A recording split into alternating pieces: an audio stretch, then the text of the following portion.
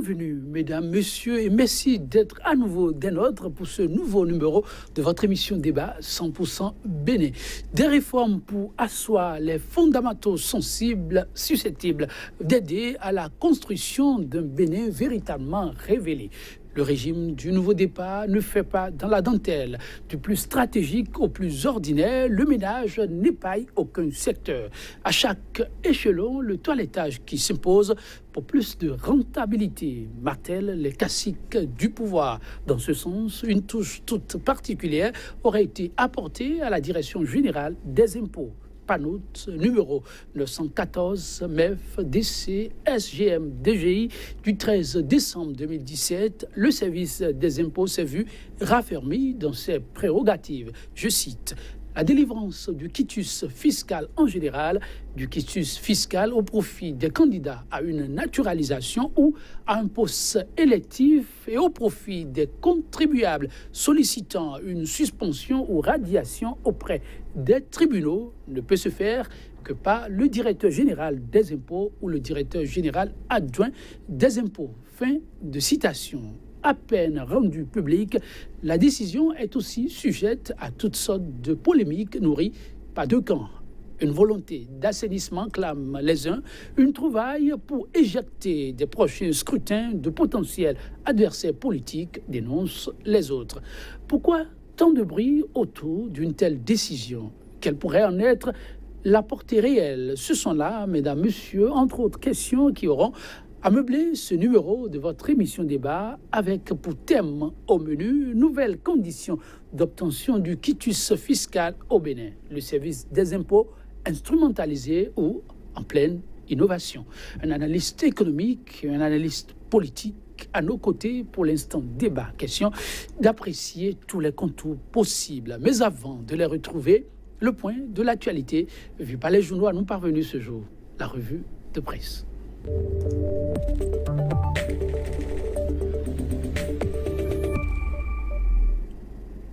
A parcouru la une des journaux pour nous et prêt à nous en livrer la substance. Kodjovi à Métonou.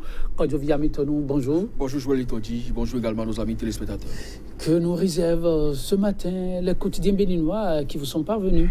Vous n'êtes pas sans savoir que la CEDEAO a tenu son 52e sommet. Et il y a une grande décision, c'est que le président de la commission, le béninois Marcel Alain de Souza, est remplacé donc par un Ivoirien. Cela a occupé la une de beaucoup de canards qui sont également revenus sur le procès Laurent Métoyon qui a lieu demain mardi. Donc, des journaux ont relayé la plupart des intentions des mises en cause. Quand je viens maintenant, le plateau, tout à vous.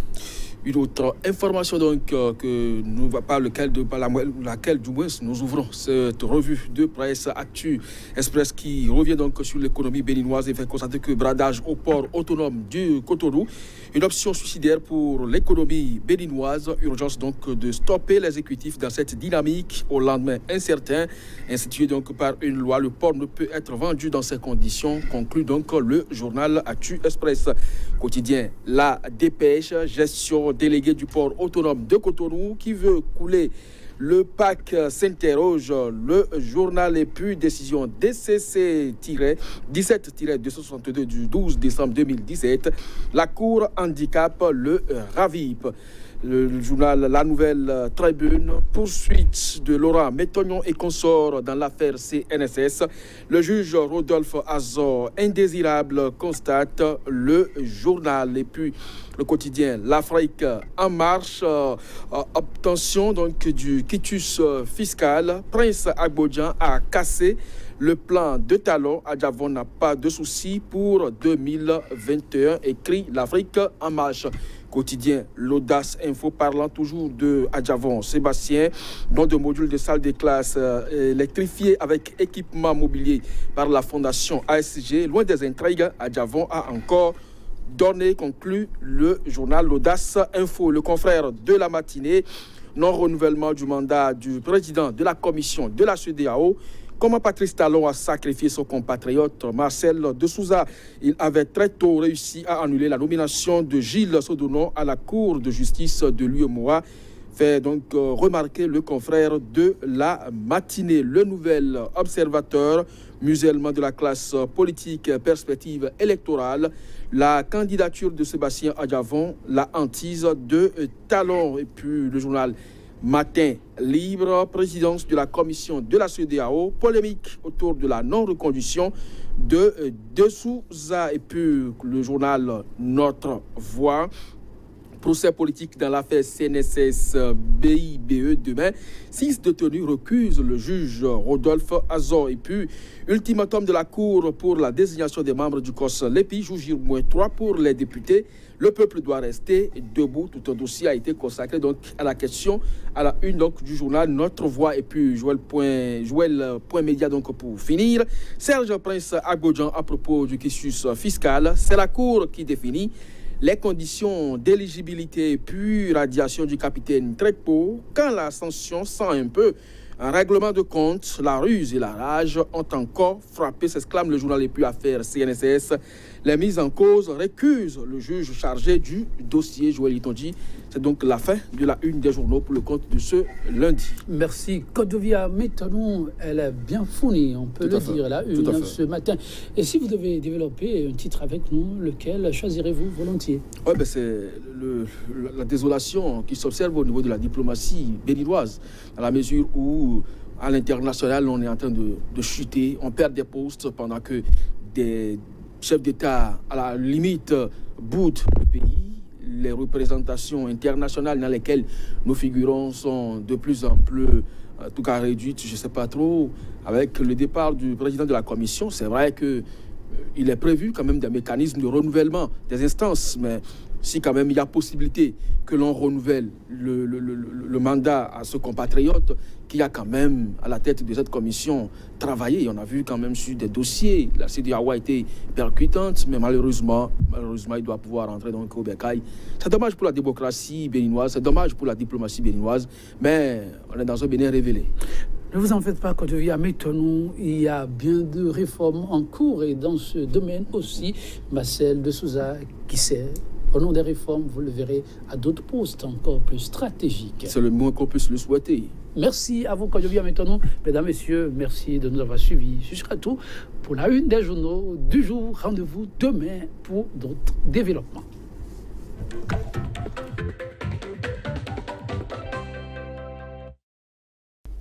Bienvenue, mesdames, messieurs, et merci d'être à nouveau des nôtres pour ce nouveau numéro de votre émission Débat 100% Bénin.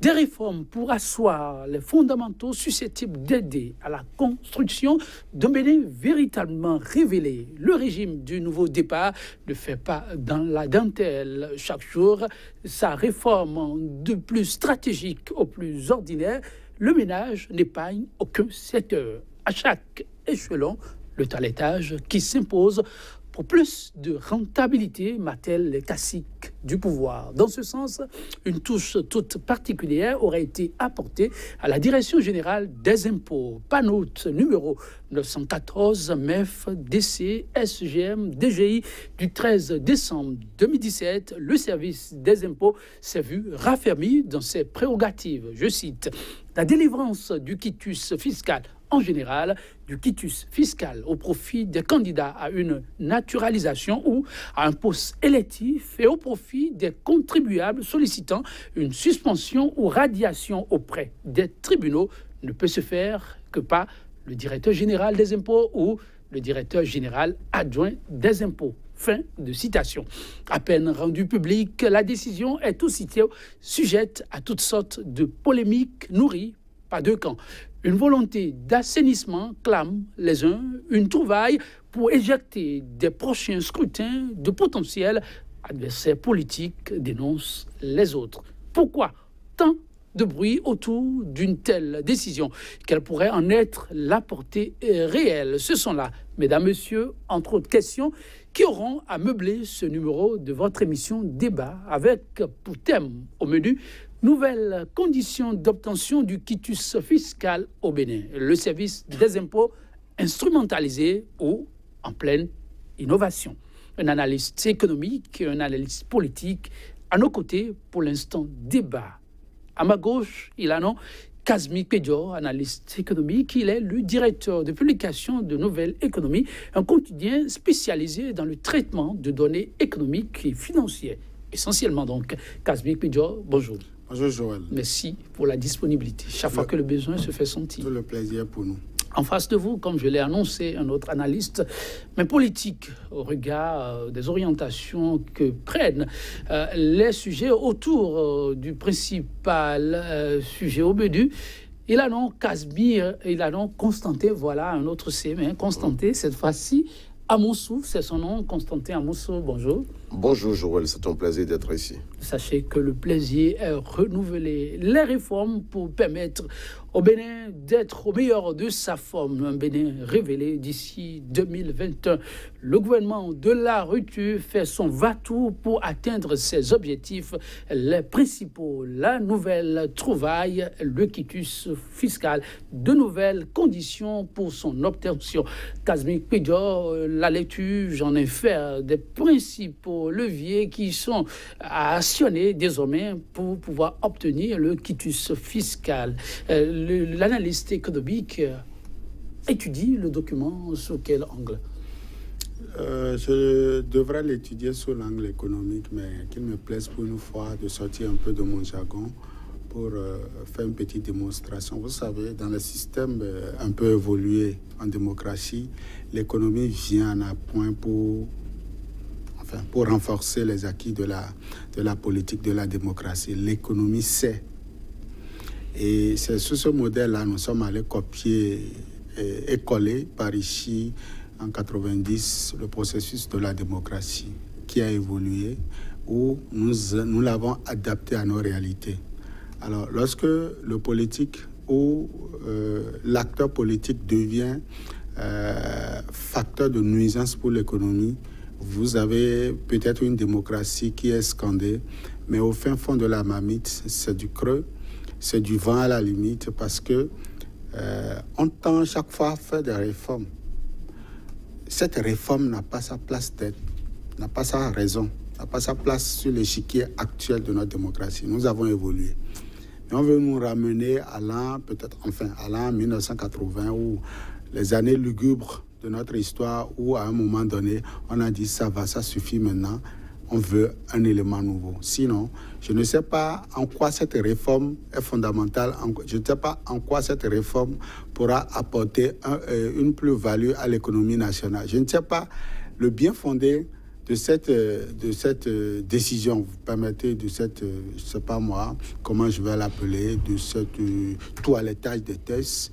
Vous savez, c'est un peu fastidieux lorsqu'on ne rêve que politique dans un pays comme le Bénin. On aurait pu avoir une vision prospective de l'économie, centraliser les données, ramener tout à soi. C'est ce qu'on a refusé en 90. La superpuissance du chef.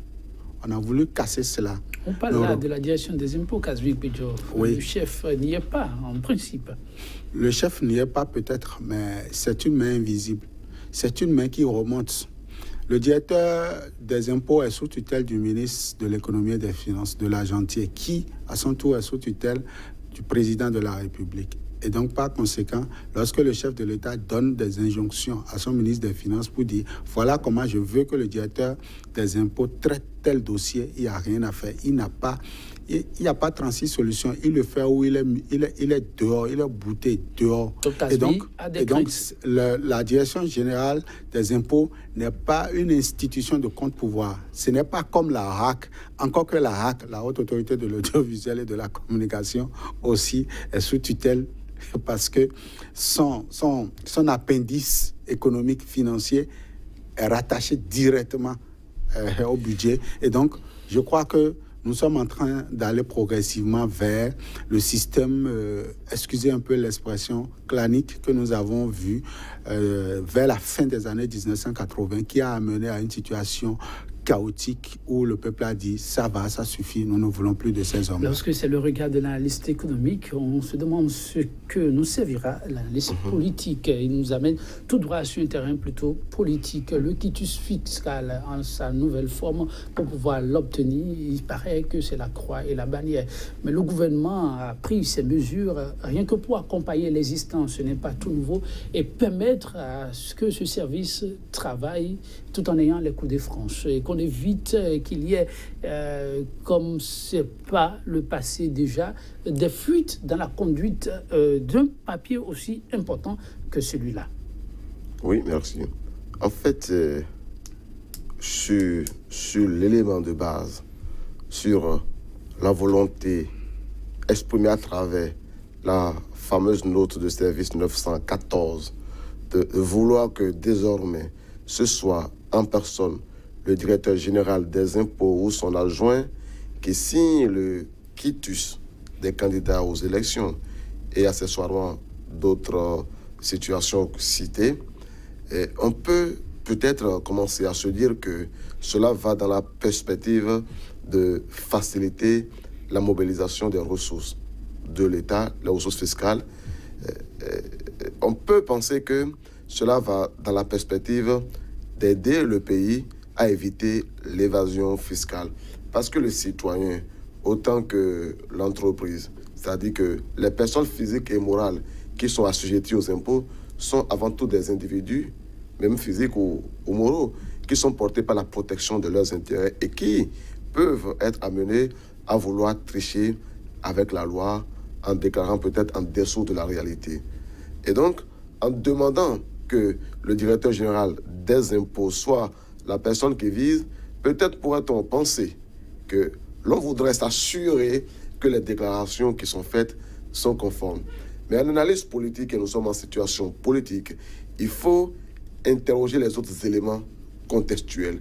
Les éléments ne sont pas isolés. Constantin Amonceau, c'est là toute la question. Oui. Pourquoi cette note à peine rendue publique, on a tout fait de la mener sur un terrain politique? Oui, parce que seulement, avant que cette note ne soit prise, il y a eu un certain nombre de dispositions qui ont été prises. Il y a eu des faits, il y a eu des actes.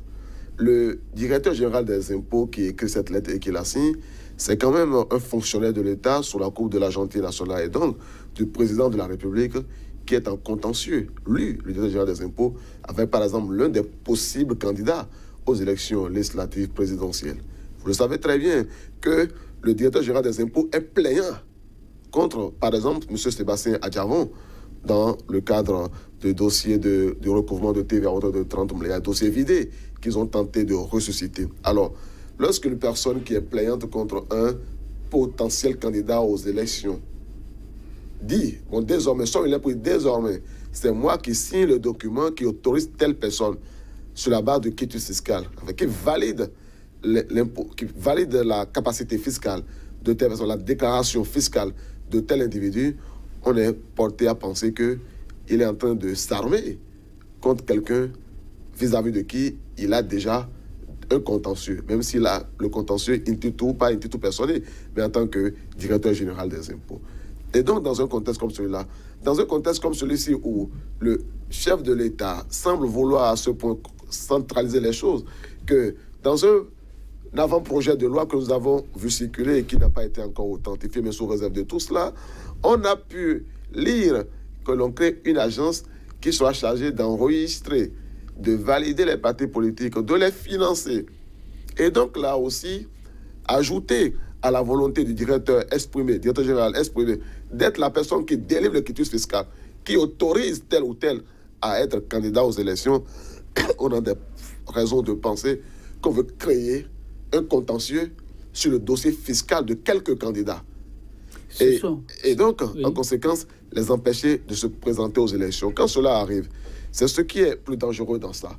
C'est que les citoyens ne sont plus en état de croire aux institutions de la République. Parce qu'à la vérité, le plus grave, ce n'est pas que l'on empêche un candidat, un citoyen de se présenter aux élections. Il y a des dizaines de millions de citoyens au Bénin. Mais le plus important, c'est que des décisions, des faits, des actes réglementaires des lois qui auraient pu passer inaperçues parce que cela va dans le sens de la réglementation de la vie sociale, politique, économique de notre pays, commencent par être soupçonnées par les citoyens. Or, la faille de la démocratie naît de là. La faille de la nation naît de ce que les citoyens ne sont plus en état de placer les institutions au-dessus de tout soupçon. Oui, l'analyste politique va sur un terrain qui lui est favorable. Mais revenons encore au contenu de ce document. Kasmi Pidjor, Constantin, même s'il a des craintes, l'a souligné tout à l'heure, il est question, le gouvernement l'a aussi martelé plus d'une fois, quand même de travailler à ce que les caisses se portent mieux. Aujourd'hui, ce n'est que secret de polichinelle, le trésor public n'est pas au meilleur de sa forme. Est-ce qu'il ne faut pas plutôt lorgner beaucoup plus de ce côté et saluer l'effort, la clairvoyance et ce qu'on peut appeler balises implantées pour cette fois-ci permettre à ce que la structure joue à fond sa partition? C'était ça l'idéal. Ça aurait pu être l'idéal. L'idéal aurait pu être d'opérer des réformes visant à renflouer les caisses de l'État. Même si ici, les partenaires techniques et financiers dénoncent la pression fiscale. Et déjà, le Bénin est déjà dans la proportion de 25-27% en termes donc, de pression fiscale. Et donc, l'idéal ici aurait été de baisser un peu la pression fiscale. Dans un pays... Il faut considérer aussi ça comme une pression fiscale? Bien sûr. On en arrivera là. C'est le chemin sur lequel nous sommes. Parce que celui qui a pensé cette disposition légale n'a pas pensé aux conséquences. Il n'a pas étudié cette disposition légale dans toutes ses formes. Celui qui a pensé cette disposition légale a peut-être pensé qu'il va bloquer juste quelques groupuscules de Béninois d'aller aux élections. Moi, je ne rentre pas... Enfin, j'avais demandé une excuse pour faire une question dans la politique, mais j'en sors complètement. Je reste maintenant dans mon panier pour dire... Lorsque vous mettez... Puisque la loi doit être neutre, lorsque vous vous mettez à ériger des lois neutres, entre griffes, ça peut s'appliquer à tout Béninois. Et il a dit, une dizaine de Béninois, opérateurs économiques, vont se retrouver dans les méandres de cette disposition légale.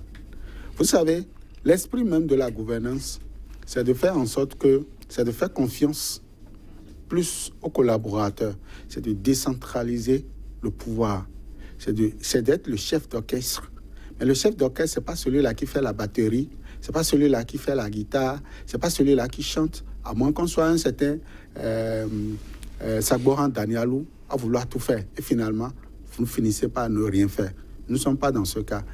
Et donc ici, le chef de l'État, s'il cautionne, parce que son directeur ne peut pas avoir pris cette disposition légale sans pouvoir contacter donc son ministre de tutelle, et lui, à son tour, sans pouvoir contacter les responsables de la présidence. Je ne dis pas directement le chef de l'État. Donc il y a un comité qui étudie toutes les...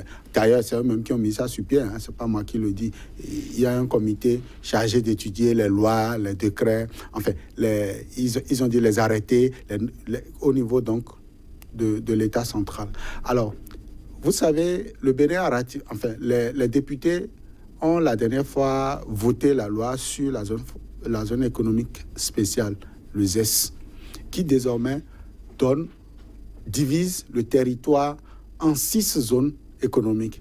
Et dans chaque zone économique, on devrait pouvoir avoir la plénitude du pouvoir économique que nous avons. C'est-à-dire, on devrait pouvoir avoir quelqu'un qui représente le directeur général des impôts.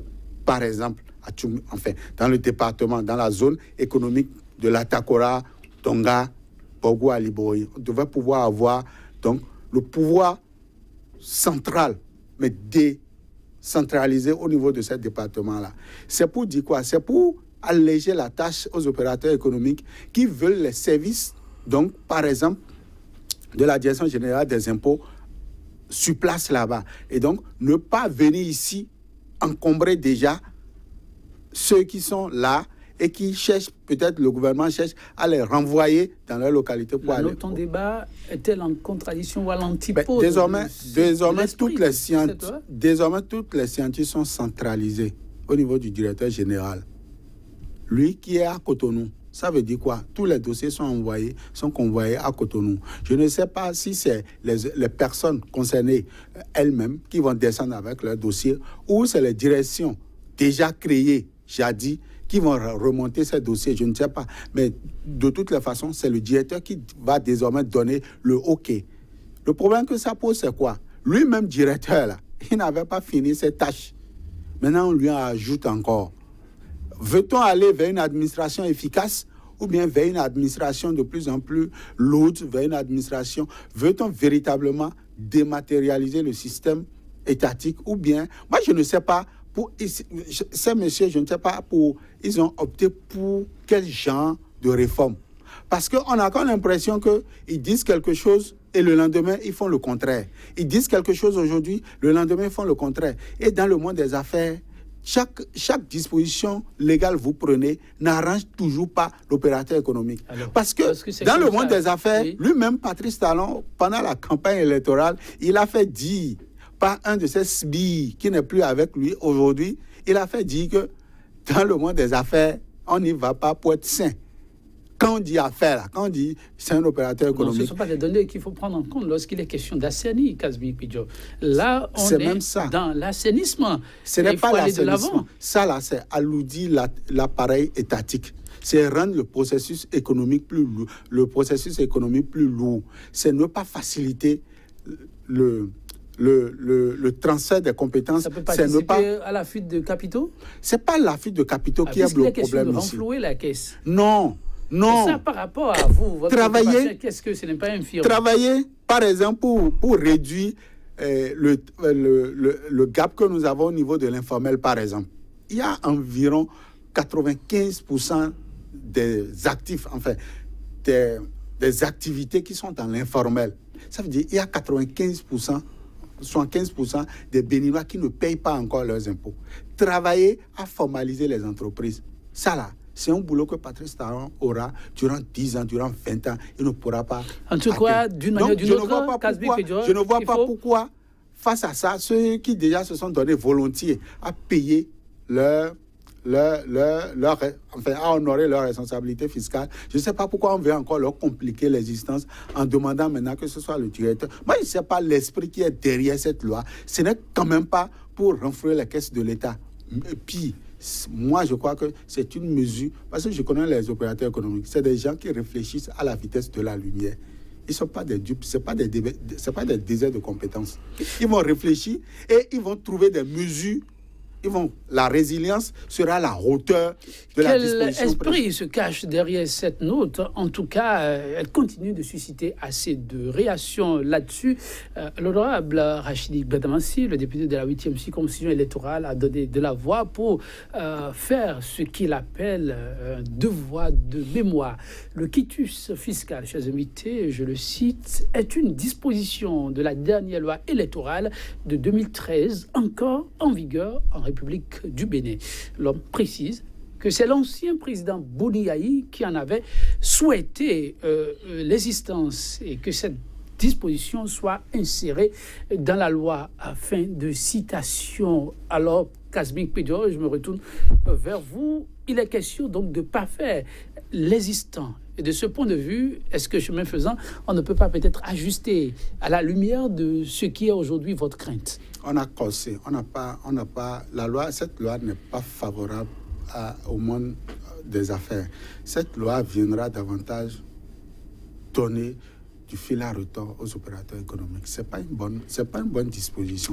Malheureusement, quand on leur dit ça, c'est pas des gens qui sont ouverts aux analyses, aux critiques. Amoussou, Talon, Patrice Talon, dès 2018, vous aurez les conséquences de cette disposition. Vous les aurez parce que les opérateurs économiques ne seront pas prêts à respecter cette disposition. Ah ben, il faut respecter, content ou pas, ça reste un test de loi qu'il faut respecter. Les tests sont faits pour être appliqués, mais aussi respectés, n'est-ce pas? Il ne sert à rien de prendre des dispositions légales qui vont rester sous boisseau. Ces dispositions légales, quand vous les prenez, c'est pour que ça puisse servir l'appareil étatique. Mais quand vous les prenez, et que, à la limite, c'est de la dictature, vous ne pouvez pas, sur le coup donc, de votre humeur, prendre des dispositions qui empêchent certains d'exercer librement leur fonction. Vous pensez qu'il faille associer les opérateurs économiques? Il faut les associer. Constantin Amoussou, nous avons Rachid Gbadamassi, avec votre permission, Rachid Gbanamasi essaie de couper la poire de cette décision n'émane nullement d'une quelconque volonté de la rupture.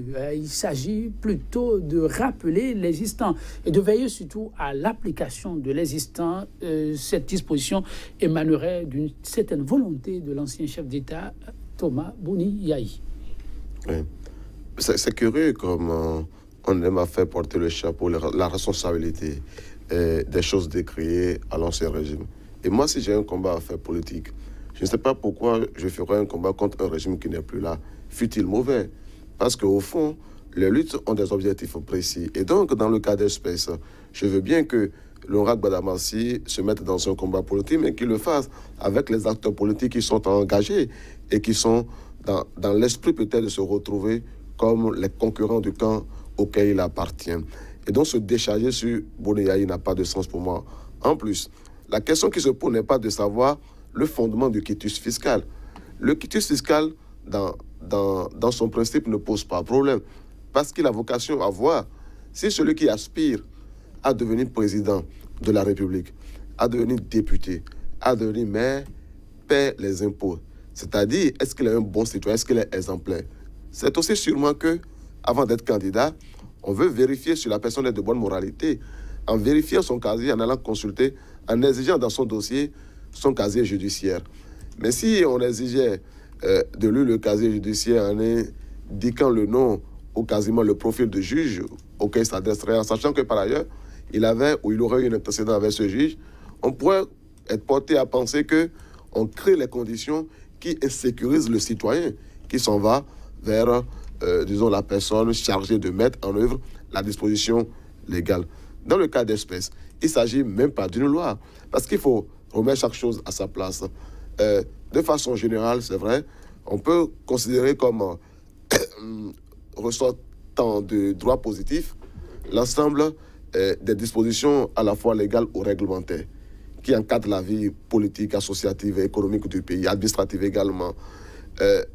La note de service, dans son fonctionnement institutionnel, ça relève du pouvoir réglementaire. Oui, c'est vrai, le directeur des impôts est en mesure, est en droit de prendre une disposition qui concourt à lui faciliter la tâche et peut-être assumer la responsabilité qui lui incombe de savoir que les documents qui partent de son administration sont sous son contrôle, sa responsabilité, et donc sont réalisés dans les meilleures conditions possibles. Mais sur la question peut-être de la pression fiscale, c'est une chose, mais là même on n'en est pas là. Parce qu'il s'agit vraiment de savoir si on n'est pas en train de passer de la pression fiscale, qui est une réalité, elle est très forte, dans la nouvelle loi, dans le nouveau projet de loi dans le nouveau projet de loi de finances, celui de 2018, on sait, ça c'est un autre débat qu'on mènera peut-être, que la pression fiscale est montée d'un cran, qu'à plusieurs endroits, non seulement de nouveaux impôts ont été institués, et que parfois les taux ont été accrus sur les impôts qui existaient. Et c'est vrai que là, il y a une question de pression fiscale. Mais le vrai problème est de savoir, dans le cas d'espèce, ce qu'on fait, parce que le citoyen qui est désireux d'aller à une élection est obligé, même s'il est mécontent de l'assiette, des impôts et des taux, il est obligé de s'en acquitter. Mais le problème est de savoir, même en s'en étant acquitté, sachant que celui qui est chargé de lui délivrer le quitus est sous la responsabilité directe de son éventuel concurrent politique. Parce que le chef de l'État est un candidat éventuel, lui aussi, pour les élections. Et donc, en sachant que lui-même est engagé et qu'il a une personne qui est chargée de délivrer un document essentiel pour être candidat aux élections à l'un de ses concurrents, les pressions peuvent exister de façon invisible pour imposer à celui-là de créer un blocage dans la délivrance de ce document, en créant un contentieux. Et la question qui se posera ensuite est de savoir, lorsque le contentieux naît, lorsque je suis candidat aux élections présidentielles, je dépose mon dossier et que je dois déposer mon dossier et que le directeur général des impôts refuse de me délivrer le quitus fiscal en créant un contentieux sur mon dossier fiscal, par exemple, en disant, bon, il y a deux familles d'impôts concernées, les impôts sur le revenu et les impôts sur le foncier, qui n'est pas très sûr ou qui ne croit pas la déclaration que j'ai faite sur les impôts que j'ai, eh bien, je peux m'engager dans un processus judiciaire avec lui. Mais est-ce que ce processus judiciaire sera suspensif de la tenue des élections?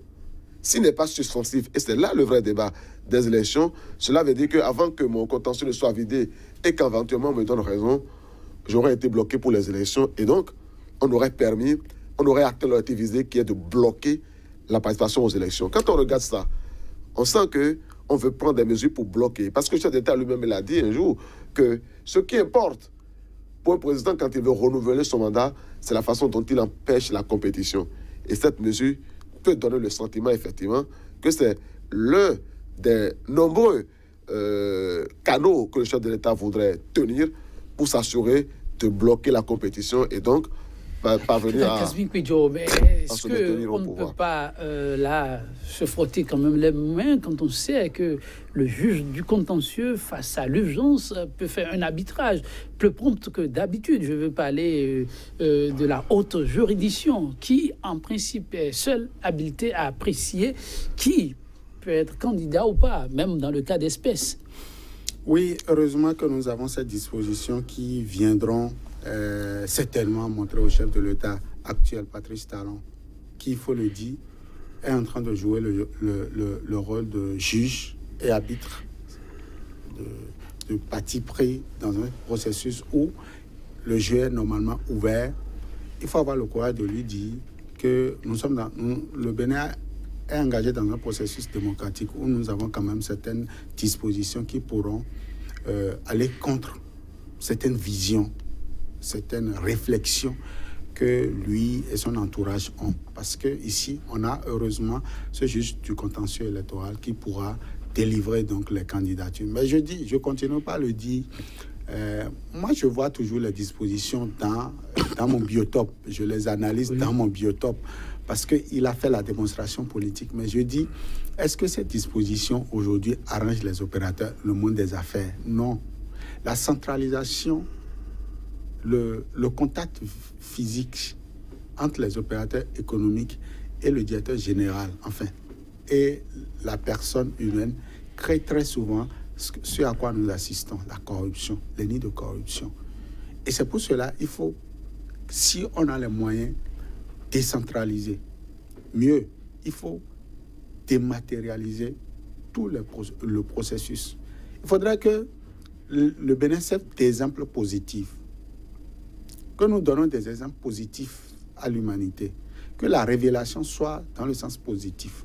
Parce que Patrice Talon ne nous a jamais dit dans quel sens sa révélation est. Il y a deux types de révélations. Vous pouvez vous révéler positivement au monde ou vous vous révélez négativement. Vous savez, j'ai toujours l'habitude de citer. Vous savez que Churchill fait partie des héros de notre histoire. Mais au même moment, Hitler aussi fait partie des héros. Mais c'est sur deux tableaux différents. Je souhaiterais que mon pays joue le rôle positif en termes donc d'exemple à apporter au processus démocratique. Cette disposition, cette note de service ne servira pas grande chose si ce n'est pas pour bloquer, si ce n'est pas pour rendre le système étatique, le système électoral plus complexe. Et donc, tout ce qui va nous rendre la vie dure, moi je crois qu'il faut l'éliminer parce que je ne peux pas avoir des conditions meilleures quelque part et choisir ce qui est compliqué pour moi-même. Je dis, les opérateurs économiques ne vont pas trop... Ne dites pas que rien que pour ça, les gens seront tentés de déserter les lieux. Que celui qui doit quitter peut-être Tchoumi pour venir valider dans son quitus ici, l'opérateur économique qui est candidat à quelque chose, qui doit se déplacer pour venir à Cotonou, ou bien voir son dossier transféré depuis là-bas jusqu'ici, je ne sais pas par quelles conditions, c'est la sueur, c'est aux frais de la princesse, ces dossiers seront transférés vers Cotonou. Est-ce que c'est ça? Est-ce qu'on ne peut pas laisser les choses au niveau départemental? Est-ce que, si c'est ça, supprimons déjà les départements. Disons déjà que le ministre ordonne au directeur général des impôts qu'ils prennent donc une note de service pour dire désormais nous n'avons plus de représentation au niveau donc des départements et donc désormais tous les papiers sont transférés à Cotonou et c'est depuis Cotonou les choses. Si ce n'est pas ça et que nous allons chaque fois prendre des dispositions et remonter encore à 10 ans de notre existence, moi je ne vois pas pourquoi chaque fois on doit aller à ça. Et l'autre chose c'est que je l'ai dit, il y a mieux à faire dans le pays, je vous jure. Il y a mieux à faire. On va évoluer sur le mieux, mais par rapport au dossier, je reviens pour dire, Constantin a évoqué une certaine cabale contre des acteurs politiques de potentiels candidats. C'est vrai, un son de cloche relayé déjà par d'autres analystes, d'autres observateurs. Mais quand on parle et on évoque, dans le cas d'espèce, le nom de Sébastien Adjavon, qui a été candidat et qui a été pour beaucoup dans l'élection de l'actuel locataire de la Marina, est-ce que ce n'est pas une vue aussi tronquée quand on sait que le Bénin, c'est plusieurs millions d'âmes? Et pourquoi chercher à ramener la République à une seule personne? Parce que quand vous parlez tout à l'heure, vous ne voyez que Sébastien Adjavon. Vous pensez que la direction des impôts va sortir une autre comme ça, rien que pour une seule personne?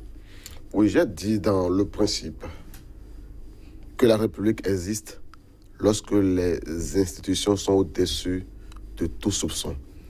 Moi, je suis citoyen. J'observe, j'examine, je regarde les faits. Je serais suspect moi-même de ne pas les isoler, de ne pas les mettre en relation avec les autres faits de l'environnement. Je serais suspect de fermer les yeux sur des faits politiques, économiques réels qui existent dans le pays. Et donc, c'est en examinant les faits qu'il apparaît à mes yeux d'observateurs que l'on a des raisons de penser que de telles mesures pourraient être orientées vers une personne. Parce que dans le contexte actuel, on a vu juste un peu avant ça le redressement fiscal. On a vu juste avant ça la plainte du directeur général des impôts contre lui. Cette mesure, c'est vrai, pourrait ne pas être seulement contre M. Sébastien Adjavon, parce que d'autres concurrents également de haute taille, comme Komi Koutié, comme Issa Salifou Saleh, comme l'ancien président de la République Boni Yahi, parce qu'il s'agit de toutes les élections, comme des élections législatives, communales, où cette personne le chef d'État, qui même s'il a dit qu'il avisera, n'est encore candidat à rien, il ne va pas se permettre d'ouvrir des fronts jusqu'à ce niveau-là. Moi, je ne sais pas ce qu'il peut se permettre, mais je suis obligé d'examiner les faits, d'entendre les faits, et en tout cas de m'interroger en tant que citoyen, les conséquences éventuelles. Parce que s'il n'y avait pas eu la promesse que le Bénin serait gouverné avec ruse et avec rage, je n'aurais pas été obligé d'aller chercher la ruse et la rage. Donc, comme me disent, il faut faire confiance aux institutions. Mais le garde des Sceaux, par exemple, il est un des délégataires du pouvoir institutionnel contenu dans l'exécutif. Et c'est lui qui a fait la promesse du haut, disons, de l'esplanade du palais des gouverneurs, le lieu saint de la votation nationale, de dire que désormais nous serons gouvernés par la ruse et par la rage. Et dans un État qui est gouverné par la ruse et la rage, le principe, il est connu et installé depuis le temps de Machiavel, c'est de simuler ce que l'on ne veut pas et dissimuler ce que l'on veut.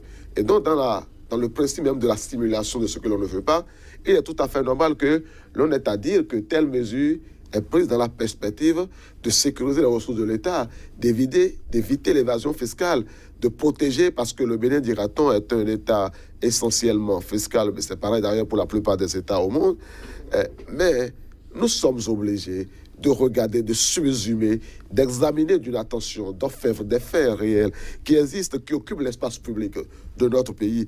Et c'est au regard de ces faits qui nous apparaît suspicieux, au regard de la ruse et de la rage promise, au regard de la conception de la politique selon le chef de l'État lui-même, disant publiquement que pour se faire réélire, il faut empêcher la compétition, que nous sommes obligés de penser que de telles mesures pourraient avoir comme finalité d'empêcher la compétition. Notre souhait, c'est d'être démenti par le temps.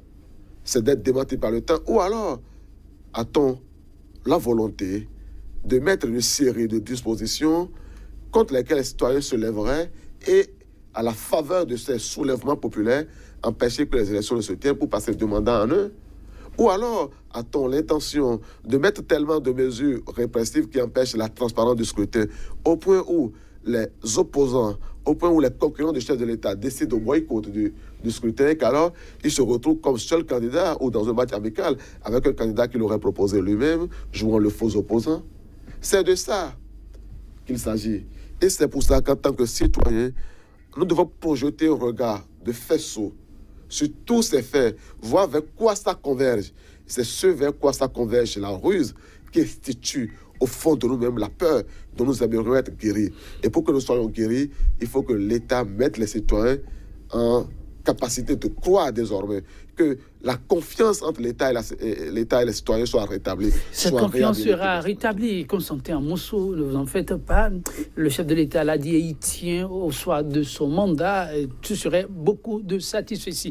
Mais l'expression ruse et rage s'invite dans tous les débats. Mais quand on prend le concept économique lui-même, c'est aussi des données qui fonctionnent. Bien sûr, et vous comprenez déjà que la ruse dans l'administration fiscale a commencé. Prêcher le faux pour le vrai? Ben, c'est ce qu'ils sont certainement... Non, la ruse n'est pas que prêcher le faux pour avoir le vrai.